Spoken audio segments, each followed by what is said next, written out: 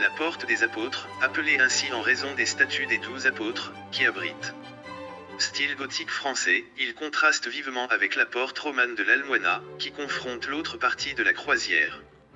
Nous savons que la construction a travaillé Nicolas Elcone ou Autun de 1303 et qu'en 1354 c'était déjà fini. Qui est son auteur? C'était un mauvais connaisseur de la pierre du pays. Elle emploie un type fragile qui dégrade rapidement et qui contraint des réparations continues, déjà documentées au XVe siècle.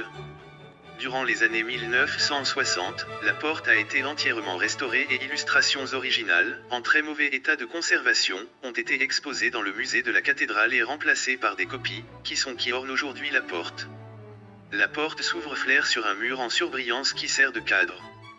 Il se compose de 3 archivoltes pointues ornées de, respectivement, 14 statuettes d'anges, l'intérieur, 16 de Santos et 18 des prophètes, à l'étranger, placés l'un sur l'autre, en suivant la direction des arcs et chacun avec ses verrières correspondantes. Toutes ces figures, 48 totales, ont été multicolores. Ces 3 archivoltes sont pris en charge sur 6 verrières, 3 de chaque côté, qui protègent les 6 statues des apôtres pris en charge, à son tour, sur piliers de section prismatique triangulaire dont les faces sont ornées de 4 feuilles avec sphinx de la Vierge Marie et l'Archange, en relief, et plusieurs blasons du roi, famille, comme le boulanger ou le centel, et main d'œuvre. Les 6 autres apôtres sont situés à l'extérieur de l'arc, mais sur des socles identiques.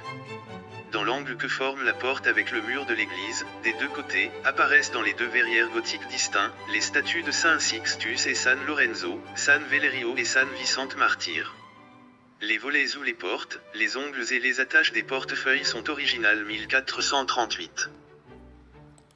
L'archivolte est encadrée par un pignon payé par des arcades aveugles avec des statues.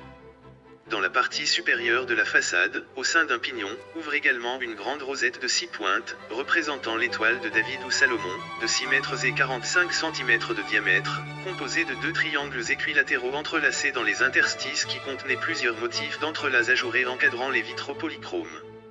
Cette rosette a été presque entièrement reconstruite dans les années 60, ayant souffert du mal de la pierre.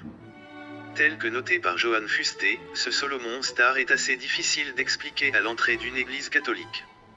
Il est spéculé que l'absence de fonds pour la construction de la barrière, en empruntant de l'argent a été demandée pour le prêteur sur gage juif, et ils ont convenu de changer cela a été la star dans la rosette.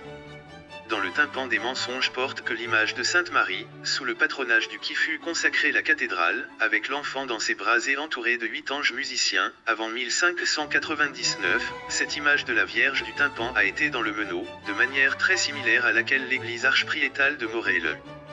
Au pied de la porte des apôtres réunis tous les jeudis à 12 dans la matinée, le tribunal de las Aguas, relique séculier de l'administration de la justice pour le droit à l'eau dans le verger de Valencia. Probablement déjà rencontré dans ce même lieu lors de la cathédrale actuelle a été même mosquée.